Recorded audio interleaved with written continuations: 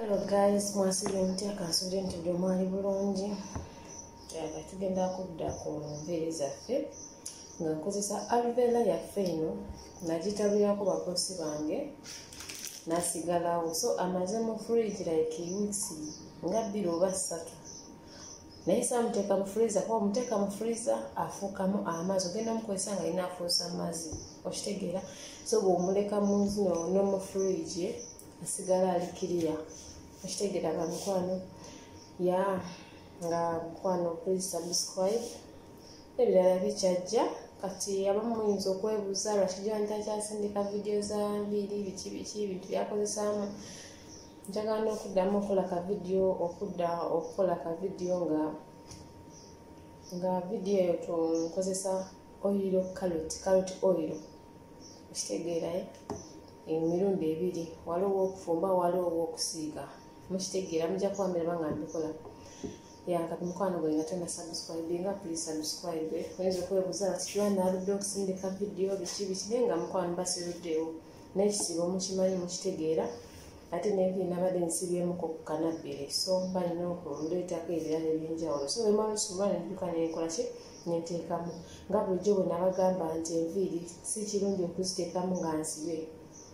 Olive oil osobola omuteekamu oil yenna, naye bino bi aloe vera bi fresh yogurt biki obutungulu, enviiri osooka zikola ki osooka zisumulula, mukitegeera. Kati wano eno ninawo gundi yange olive oil. aba Jordan mumanyi ono olive oil bamugye Jordan ono omulaba bwafaananaye ono. Kino ekitebe kinene, okitegeera, oli omutono yaweddeko. So ono olive oil nena kubanga nti kikebe kinene kisobola kireeta nentulako nenteekawo muno. So nina wano ekikebe kyange ngenda mumikisingira muno ono aloe vera yekka. Aloe vera yekka weeks 3 mu fridge, namukolako nga weeks 3 oba 2, ekisiibo kimaze wiiki emu ya namukolerako babosi wange n'abawano bonna ne bamukolako, nakola mungi. So wano nasigalawo naye bamukozesa ne bagattamu coconut oil eni oil, naye bo basooka teekamu oil yekka mu nviiri ne baleka ne bateekamu aloe vera. Naye kati ffe tukola byanjawulo, so tuli mixinga. So kakabe kali kano ngenda kuyiwamu aloe vera, emala omuyiwamu mumikisinga denjoke muteeke mu nviiri zaffe. Kati gwe mukwano gobeera nga bwe nkola ki nga bwe mbikola. Tuddawo n'ogamba kijowaani njagala mubuuza ku byanviiri yaba oba oyagala you can comment. Enamba yange oba ogyagala ngikuwa. So mulaba ono aloe vera kubanga enviiri zange nnyingi nina omuteekamu, mukitegeera. So ngenda kumumikisinga nono olive oil. Tolabaye ejiiko ziri 2 ennene, okitegeeraye. Kuba buteekamu olive oil mungi biba bijja kumetinga nga biyiikayiika. So oba olina akajiiko osobola okutabulamu n'akajiiko bwoti, oba n'osaanikirako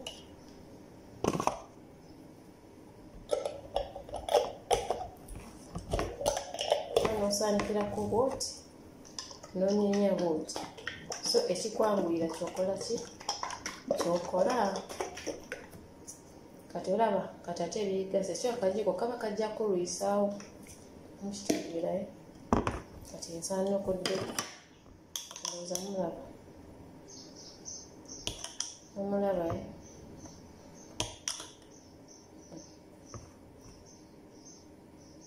Kati oba osobola ofuna buno obuntu bujja nga baguze bino bimbaga from outside, mugiramu mayonnaise ne sauce okafuna, then oba oteekamu muntu kikwanguyira toddamu kukozesa ngalo bwoti.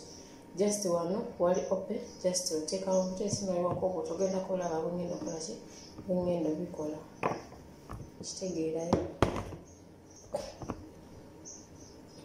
So olaba ndikuyiwamu ono aloe vera si fresh naye nga fresh, kyenyinza okugamba nti naye lwakubanga nti abadde mu fridge, kitegeera abadde mu fridge nagamba sijjamu iwa kubanga ebiseera binabakoleramu binabakoleramu aloe nyasigala kwa bosi wange nali nzisibye nga sisobola kukola kikuteekamu nakitegeera mulabayo so kirikiri awo ofuna ku kaboto maze okubijjira then bibiri muziraba nabadde nzisibye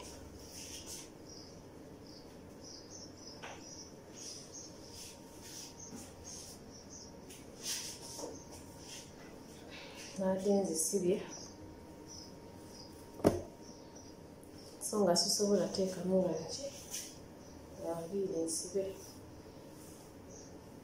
neno aluvera bambi akoze ku mbiri zange kiyinza balimba so kana akantu olaba nyiggabo oti nayiikamu okitegeera so kwatako katonotono kuva wansi katonotono newakusiki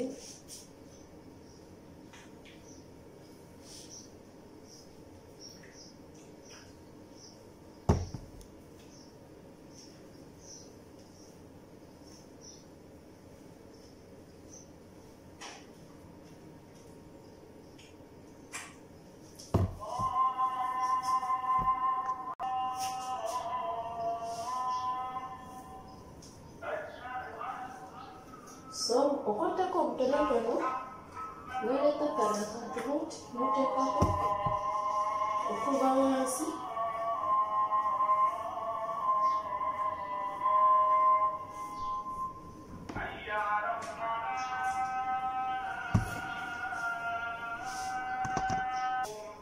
salako bwoti eno olaba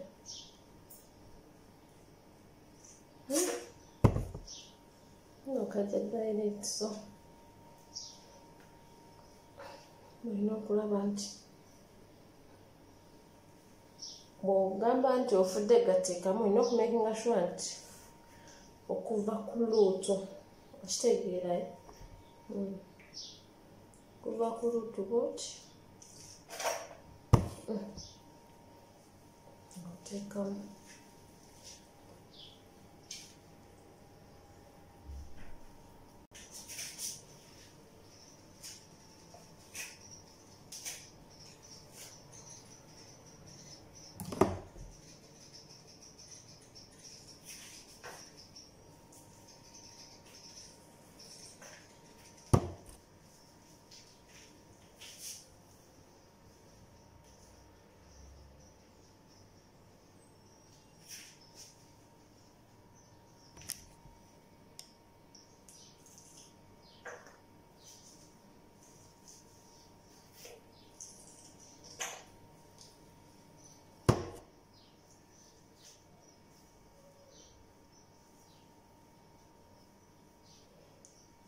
atolaba omalayo ng'omaze okuteeka wansi omala okuziteekamu zonna nolaba nga wansi atuuseeyo osobola okuleeta akasaanyirizo ko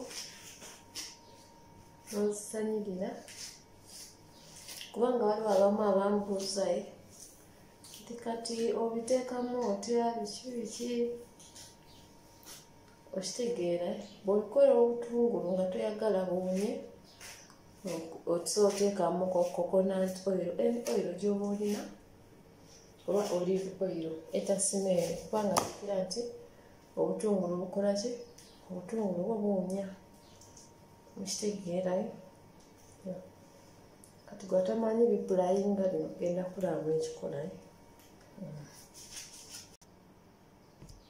teekamu buli wamu bwoti oba siiga ku ngalo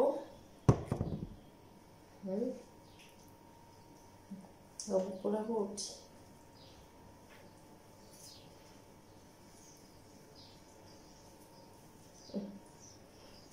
ngeshuwa nti buli bwomu wakoze ki wagenzeekokko naddala muno omusaidi muno kubanga waliwo enviiri ezikutuka mu nnyo okitegeera bwe naagezaako aloe vera ojja kulabako enkyuka kubanga nze sijja kulimba nti enviiri zange nga bwe zaali nti kati bwe zikyali no nkitegeera. So njagala olabe engeri gye ngenda obikolamu kubanga waliwo abambuuza ku WhatsApp obikola otya obiteekamu otya okitegeera. Making sure nti buwomu olaba we yabadde tuuze kabadde kumpi kajjudde okitegeerayo naye nga ate ino making sure nti nkakola nti nkamaliramu okitegeerayo. Kati nzitaddemu leero kati ziri ssaawa 6 kati olukiro bwe nanfunye time nga bamaze okulya bano abasiibi nsobola okukola ki nsobola ozinaabamu mba sisobodde ngenja ku makya nga bakyebase ngakola ki nzinaabamu zisanyirire. Omala ozisanyirira n'akantiko bwe kati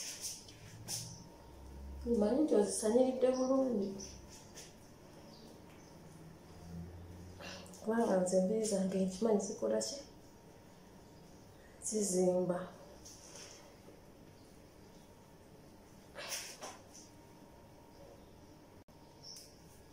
Okasibeku kati enviiri bwe ziba mpanvu osobola okuteekako 2 ne wano awasemba naye sikoze eki tekataddeeko kubanga zonna ziri muno. So kati buno obusigaddeko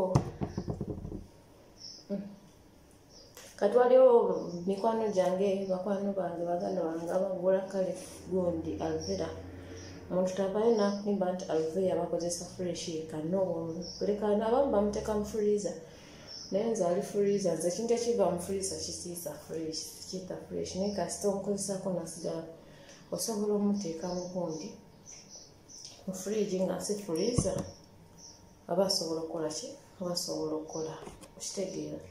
Bwekyamuteeka mu freezer ajja kuvaayo ng'alina ki ng'alinga amazzi okitegeera. Kati njagala mbalaga engeri gye tusibamu ku akaveera kaffe okitegeerayo. Eno vidiyo ya aloe vera nagikolako naye Justin ekindesiza ogikola kubalaga engeri gyolina osibamu akaveera oba n'obutungu ng'obukosiza amazzi galeke kukola ki galeke kutonya ofuna akaveera bwe kati. Engeri gy'ogenda okasiba akasooka osooka n'okasikako mu maaso bwoti okitegeera n'osibira eno emabega bwoti agala mulabe bulungi kubanga abamu babisibako ne bagamba ate tubisibyeko naye ate bitonya biki biki n'onyweza n'olaba nti okoze eki oginywezezza n'olekayo n'akalala bwe kati okitegeera bwe kati kati kano okasiba kutandikira eno emabega bwoti nojja n'okasibira wano mu maaso bwoti nojja n'okasibira wano mu maaso nomekinga sure nti okasibye. Kati gano amazzi agayiika eno emabega bw'okola bwoti nga weebase gakoma mu kali akaveera okitegeera. Bw'okola bwoti nga weebase nga kakoma mu kali okitegeera. Wano osobola okugyawo akanya kiveera kireke kukola ki kuzimba okitegeerayo. Olaba kati maliriza kati n'oleeta akakaya kamu olina obuwanvu okaleeta n'osibako bwoti naye agenda okutegeera nga kiwedde okitegeera. So please subscribe. Mukama abantere omukisa. Bye. Kati atamanyi kusiba kaveera bwotyo bw'okasiba osooka n'osiba bwoti emabega ate n'osiba bwoti mu maaso. Kati awo osobola n'ennaku 3 osobola zimalamu nga mwebiri mukitegeera. Like, share, comment. Bye. Thank you so much.